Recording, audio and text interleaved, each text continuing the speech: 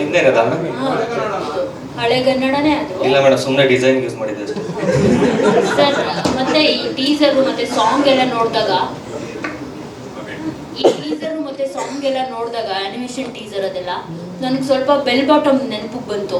Bell bottom ಅವ್ರು ಹೇಳಿದ್ರು ಈ ಸಾಂಗ್ ಪ್ರೀ ಕ್ಲೈಮ್ಯಾಕ್ಸ್ ಅಲ್ಲಿ ಬರುತ್ತೆ ಅಂತ ಹೇಳ್ಬಿಟ್ಟು, ಅಲ್ಲೂ ಪ್ರೀ ಕ್ಲೈಮ್ಯಾಕ್ಸ್ ಅಲ್ಲಿ ಆದಿ ಜ್ಯೋತಿ ಬನ್ನೋ ಸಾಂಗ್ ಬರುತ್ತೆ. ಅದು ಸ್ವಲ್ಪ ಇದೇ ತರ ರಾಬರಿ ತರನೇ. ಸೊ ಏನು ಅದು ನಿಮ್ಗೆ ಏನಾದ್ರು ಇನ್ಸ್ಪಿರೇಷನ್ ಇದ್ರೆ ಅದಕ್ಕಿಂತ ಏನಾದ್ರು ಡಿಫ್ರೆಂಟ್ ಆಗಿ ಏನಾದ್ರು ಎಕ್ಸ್ಪೆಕ್ಟ್ ಮಾಡ್ಬೋದಾ ನಾವು ಬೇರೆ ತರ ಸಿನಿಮಾನ ಇದು ಅಂತ? ಇಲ್ಲ ಮೇಡಮ್, ಇದು ಅದಕ್ಕೂ ತುಂಬಾ ಚೇಂಜ್ ಇದೆ. ಆ ತರ ಅದರಲ್ಲೆಲ್ಲ ವಿಷಯ ಹೇಳ್ತಾ ಹೋಗ್ತಾರೆ, ಏನು ಸಿನಿಮಾದೆಲ್ಲ ಕನ್ಕ್ಲೂಷನ್ ಕೊಟ್ಟು ಹೋಗ್ತಾರೆ. ನಮ್ದಂಗಲ್ಲ, ಕ್ಯಾರೆಕ್ಟರ್ ಚೇಂಜ್ ಆಗಿದೆ.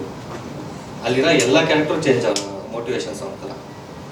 ಸರ್ ಅಂದ್ರೆ ಇದು ರಾಬ್ರಿ ಸಿನಿಮಾ ಅನ್ನೋದು ಆಲ್ರೆಡಿ ಗೊತ್ತಿರೋದೆ. ಬಟ್ ಈ ಸಾಂಗ್ ಅಲ್ಲಿ ಶಿವನ್ ಬಗ್ಗೆ ಅಂದ್ರೆ ನೀವು ಆ ಶಿವನ್ ಪದಗಳಲ್ಲೂ ದುಡ್ಡು ಮೋಹ ಅದು ಸಮಥಿಂಗ್ ಹೇಳಿದೀರಾ. ಬಟ್ ರಾಬ್ರಿ ಸಿನಿಮಾಗೂ ಶಿವನ್ ಸಾಂಗಿಗೂ ಒಂದ್ ಸ್ವಲ್ಪ ಲಿಂಕ್ ಹೇಗೆ ಅಂತ ಹೇಳ್ಬೋದಾ? ಅಂದ್ರೆ ಇಲ್ಲಿ ಒಂದು ಕ್ಯಾರೆಕ್ಟರ್ ಇದೆ ಮೇಡಮ್. ಅಂದ್ರೆ ರಾಬ್ರಿ ಆಗಿರೋ ಜಾಗದಲ್ಲಿ ಒಂದು ಕ್ಯಾರೆಕ್ಟರ್ ಇದೆ. ಅವ್ರ ಊರನ್ನ ಅಂದ್ರೆ ಪ್ರತಿ ಊರಿಗೂ ಹೋಗಿ ಶಿವನ ಪದಗಳನ್ನ ಆಡ್ಕೊಂಡು ಹೋಗೋಂಥ ಜನಗಳವರು. ಆ ಗ್ಯಾಂಗ್ ಒಳಗಡೆ ಸೇರ್ಕೊಂಡಿದೆ. ಮೋಟಿವೇಶನ್ ಸಾಂಗ್ ತರ ಅವ್ರು ಹೇಳತ್ತ ಮೇಡಮ್. ಆಮೇಲೆ ಏನಂದ್ರೆ ನಾವು Shiva is an universal emotion.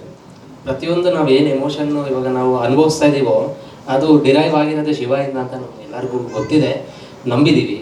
ಜೊತೆಗೆ ಇದೇನಂದ್ರೆ ನೀವು ಇದು ರಾಬರಿ ಆದ್ರೂ ಅಲ್ಲೆಲ್ಲರ ಮನಸ್ಥಿತಿ ಪರಿಸ್ಥಿತಿ ಎಲ್ಲರೂ ಚೇಂಜ್ ಆಗ್ತಾ ಇರುತ್ತೆ ಇಡೀ ಸಿನಿಮಾಲಿ. ಸೊ ಈ ಒಂದು ಪೋರ್ಷನ್ ಬಂದಾಗ ದೀಕ್ಷಿತ್ ಸರ್ ಅವರ ಮನಸ್ಥಿತಿ ಏನಿರ್ಬೋದು ಅಲ್ಲಿ, ಇವಾಗ ನೀವು ನೋಡಿದಾಗ ಒಂದು ದೊಡ್ಡ ಟ್ರೂಪ್ ಇದೆ. ಸೊ ಹೊರಗೂ ಒಳಗೂ ಏನು ನಡೀತಾ ಇದೆ ಭಾವನೆ, ಹೊರಗೆ ಅಂದರೆ ನಮ್ಮ ಒಳಗೆ ನಮ್ಮ ಹೊರಗೆ ಏನು ನಡೀತಾ ಇದೆ ಅನ್ನೋದನ್ನ ಇದರಲ್ಲಿ ಡೈರೆಕ್ಟರ್ ಹೇಳಿದ್ದಾರೆ. ಸೊ ಅದನ್ನ ಮ್ಯಾಚ್ ಮಾಡೋಕ್ಕೋಸ್ಕರ ನಾವು ಶಿವನನ್ನ ತಂದು ಅದನ್ನ ಹೇಳಬೇಕಾಗಿದೆ.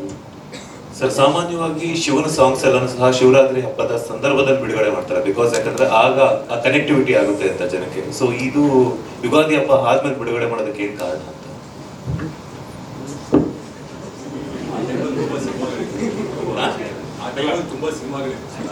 ಸಿನಿಮಾಗಳಿತ್ತು ಅಂತ ಆಕ್ಚುಲಿ ನಾವು ಪ್ಲಾನ್ ಮಾಡಿದ್ದು ಅದು ನಮ್ಗೆ ಲಾರಿ ಸಿಕ್ಕಿರ್ಲಿಲ್ಲ. ಬ್ಲೇಮ್ ನನ್ನ ಮೇಲೆ ಬರ್ತಾ ಇದೆ. ನಾನು ಒಬ್ಬ ದೊಡ್ಡ ಶಿವ ಭಕ್ತ. ಬಹಳ ಒಳ್ಳೆ ಪ್ರಶ್ನೆ ಕೇಳಿದ್ರಿ ಮೇಡಮ್. ಇಲ್ಲಿ ಶಿವ ಕಣ್ಣು ಮುಚ್ಕೊಂಡಿದ್ದಾರೆ. ಅಲ್ಲ, ಶಿವನ್ ಬಗ್ಗೆ ಮಾತಾಡಿದವ್ರು ಹೇಳ್ತಾ ಇದ್ದೀನಿ ನಾನು. ಆಯ್ತಾ, ಶಿವ ಕಣ್ಣು ಮುಚ್ಕೊಂಡಿದ್ದಾರೆ. ನಾನು ಆವಾಗಿಂದ ನೋಡ್ತಾ ಇದ್ದಾರೆ. ಸರ್, ನಾನು ಜೆಂಡರೇ ಚೇಂಜ್ ಮಾಡ್ಬಿಟ್ರಿ ಸರ್ ನೀವು. ಅಲ್ಲ, ಶಿವನ ನೀವು ಮಾತಾಡಲ್ಲ ಲಾಸ್ಟ್ ಅಲ್ಲಿ. ನಾನು ಮಾತಾಡಿದೆ. ಎಸ್ ಸರ್, ಮೇಡಮ್ ಸರ್ ಅಂತ ಎರಡು ಹೇಳ್ತಾ ಇದ್ದೀನಿ sir. Shiva Ardhanarishvara. Shiva Ardhanarishvara. First madam ಮಾತಾಡಿದ್ರು, ಆಮೇಲೆ ನೀವು ಮಾತಾಡಿದ್ರೆ ಸೊ ಶಿವ ಒಂದೇ ಒಂದು ನಿಮಿಷ ಮುಗಿಸ್ಬಿಟ್ಟು. ಸಾರಿ ಅಮ್ಮ, ಶಿವನ ಬಗ್ಗೆ ಮಾತಾಡ್ತೀನಿ. ಆಕ್ಚುಲಿ ಶಿವರಾತ್ರಿಗೆ ಬಿಡುಗಡೆ ಮಾಡಬೇಕಾಗಿತ್ತು, ನಾನು ಸಿಕ್ಲಿಲ್ಲ, ನಿಜ ಇರ್ಲಿಲ್ಲ, ಬಹಳ ಬಿಸಿ ಇದ್ದೆ. ಜೊತೆಗೆ ಹೇಳ್ದೆ ಇಲ್ಲ, ಟೈಮಿಂಗು ಸಿನಿಮಾ ರಿಲೀಸ್ ಮುಂಚೆ ಮಾಡಿ, ಅದು ಮುಂಚೆ ಮಾಡಿಬಿಡ್ತು ಅಂದ್ರೆ ಸ್ಟೇಲ್ ಆಗುತ್ತೆ ಅಂತ. ಸೊ ಹಾಗಾಗಿ ಇವತ್ತು ಬಿಡುಗಡೆ ಮಾಡ್ತಾ ಇದ್ದಾರೆ. ಸಾಹಿತ್ಯ ಅದ್ಭುತವಾಗಿ ಬರೆದಿದ್ದಾರೆ. ಕನೆಕ್ಟಿವಿಟಿ ಇದು ಸಬ್ಜೆಕ್ಟ್ ಪ್ರಕಾರ ಕನೆಕ್ಟಿವಿಟಿ ಇರುತ್ತೆ ಸಿನಿಮಾಲಿ. ಬಟ್ ಶಿವ ಇಲ್ಲಿ ಕಣ್ಣು ಮುಚ್ಚಿದ್ದಾರೆ, ಯಾಕೋ ಗೊತ್ತಿಲ್ಲ. ವಿಧಾನಸೌಧದಲ್ಲಿ ಇರೋದೆಲ್ಲ ನೋಡಿ ಕಣ್ಣು ಮುಚ್ಕೊಂಡ್ಬಿಟ್ಟಿದ್ದಾರೆ ಶಿವ. ಯಾಕಂದ್ರೆ ಬೇಡಪ್ಪ, ನಮ್ಮ ಕೈಲಿ ಏನು ಮಾಡೋಕ್ಕಾಗಲ್ಲ ಅಂತ. ಈ ಭ್ರಷ್ಟರು ದುಷ್ಟರು ಗೊತ್ತಲ್ಲ ಏನೇನು ನಡೀತಾ ಇದೆ ಅಂತ ಅಂದ್ಬಿಟ್ಟು. ಸೊ ಹಾಗಾಗಿ ಕಣ್ಣು ಮುಚ್ಕೊಂಡ್ಬಿಟ್ಟಿದ್ದಾರೆ. ಕಣ್ಣು ತೆಗ್ಸಿ ಸರ್ ದಯವಿಟ್ಟು. ಬಟ್ ಸಾಹಿತ್ಯದಲ್ಲಿ ಕಣ್ಣು ತೆಗ್ಸಿದ್ದಾರೆ. ಶಿವ ಪರಮಾತ್ಮನ ಒಬ್ಬರಿಗೆ ಆ ಕೆಪಾಸಿಟಿ ಇರೋದು. ಒಂದ್ಸಲಿ ಕಣ್ಣು ತೆಗೆದ್ರೆ ಈ ಭ್ರಷ್ಟರು ದುಷ್ಟರು ಎಲ್ಲ ಭಸ್ಮ ಆಗ್ಬಿಡ್ತಾರೆ. ಸೊ ಆ ಮೆಸೇಜ್ ಇದೆ ಈ ಹಾಡಲ್ಲಿ.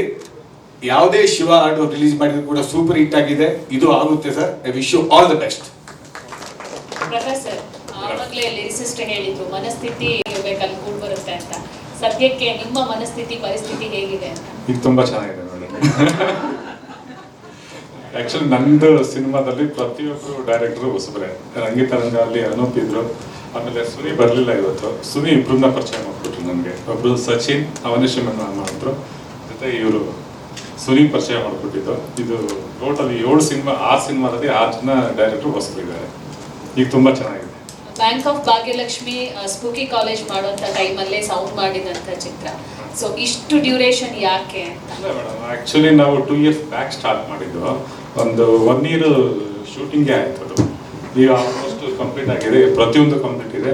ಮೋಸ್ಟ್ಲಿ ಜುಲೈ 3ಗೆ ಪ್ಲಾನ್ ಮಾಡ್ತಾ ಇದ್ದೀವಿ. ರಂಗಿತರಂಗ ಬಂದು 10 ವರ್ಷ ಆಯಿತು. 2015 ಜುಲೈ 3 ಬಂತು. ಸೇಮ್ ಅದೇ ದಿನ ಪ್ಲಾನ್ ಮಾಡಿದ್ವಿ.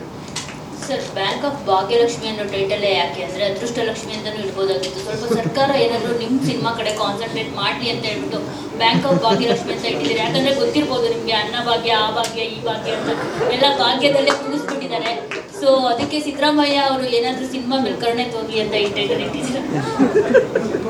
ಅಲ್ಲ, ಅವ್ರು ನೋಡಿದ್ರೆ ಅಷ್ಟೇ ಬೈತಾರೆ. ಇಲ್ಲ, ಕತೆ ಅವ್ರಿಗೆ ಅಪೋಸಿಟ್ ಇರುತ್ತೆ. ಅಲ್ಲ, ಮೆಸೇಜ್ ಅಂದ್ರೆ ಸರ್ಕಾರದ ಮೇಲೆ ಸ್ವಲ್ಪ ಇದೆಯಲ್ಲ,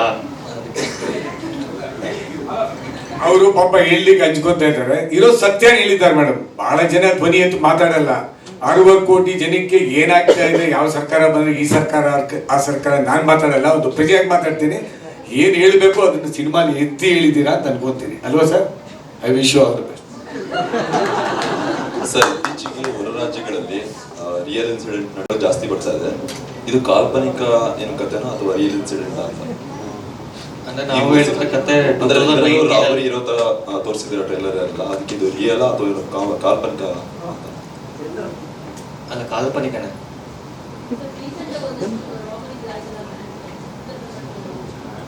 ಇಲ್ಲ, ಅದು ನಮ್ದು ಆದ್ಮೇಲೆ ಮೇಡಮ್ ಆಗಿದ್ದು. ಈಗ ನೀವು ಹೇಳ್ತಾರೆ ಏನೋ ಒಂದು ಹೇಳಿ 2019 ಅಂತ ಹೇಳಿದ್ರೆ ಆಮೇಲೆ ಇದಕ್ಕಿಂದಂಗೆ ಸ್ಟಾಪ್ ಮಾಡಿ 2019 ಆ ಟೈಮಲ್ಲಿ ನಡೆಯುವಂಥ ಸ್ಟೋರಿ ಅಂತ ಇಟ್ಕೊಂಡಿದ್ದೀವಿ. ಯಾಕೆಂದ್ರೆ ಅವಾಗೆಲ್ಲ ಸ್ವಲ್ಪ ನೋಟ್ಗಳೆಲ್ಲ ಇದ್ವಲ್ಲ, ಅದಕ್ಕೆ. ನೋಟ್ ಚೇಂಜಸ್ ಆಗಿರೋ? ಹಾಂ. ನಿಮ್ಮ ಬ್ಯಾಂಕಲ್ಲೂ ಚೇಂಜಸ್ ಆಗುತ್ತಾ? ಇಲ್ಲ. ಹಳೆದೇನಿದ್ರೆ ನಾವು ಚೇಂಜ್ ಇಲ್ಲ. Thank you. ಹೆಚ್ಚಿನ ವಿಡಿಯೋಗಳಿಗೆ ಪ್ರತಿಧ್ವನಿ ಯೂಟ್ಯೂಬ್ ಚಾನೆಲ್ ಸಬ್ಸ್ಕ್ರೈಬ್ ಮಾಡಿ, ಬೆಲ್ ಐಕಾನ್ ಕ್ಲಿಕ್ ಮಾಡಿ.